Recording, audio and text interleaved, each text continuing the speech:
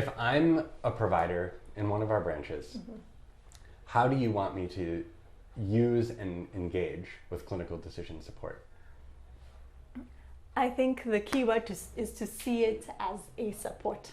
It's a tool that supports you to do what you need to do in a more efficient, quality assured way. And the best example I can think about is this case of an Uber driver. Years ago, maybe not that many years ago, we all had this taxi driver, James Waronga, on our phone, yeah? And we would call him. When you're in this locality, you'd call James to get you from point A to B. And we all had like that cab person on our phone. But now with Uber, Taxify, and all these transport apps, Uber drivers are now able to be able to identify people calling them. They can easily get to the location without needing to call and say turn left, turn right.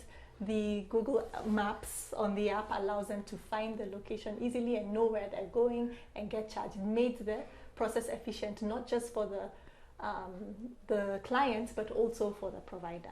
And for the Uber driver. And having said that, I see the Uber driver as a provider.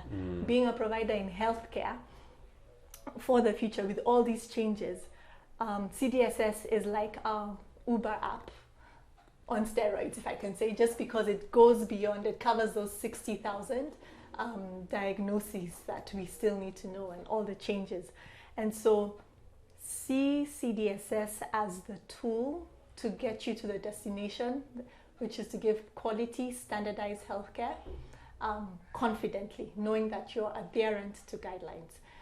And not as a replacement of your medical knowledge, because you still have to take an appropriate history. You still have to interrogate the patient and give good customer care to the patient, even behind the technology. And so that's how I would recommend we interact with CDSS. And just to carry your analogy one step further, I think when those apps first came, it was hard on drivers. It was hard. You maybe didn't trust that the directions were going to get you where you needed to go, and you yourself knew all the directions in your area. Why do I need to listen to an app? And I think there was also a sense that this is taking away some fundamental part of my job and the value that I add. And so it took time, both for customers and for drivers, to make that change. But I think it's pretty clear that that change isn't going in reverse. That's now the way that transport happens. And I think that that same change is happening in healthcare. 10 years from now, there won't be healthcare delivery without clinical decision support.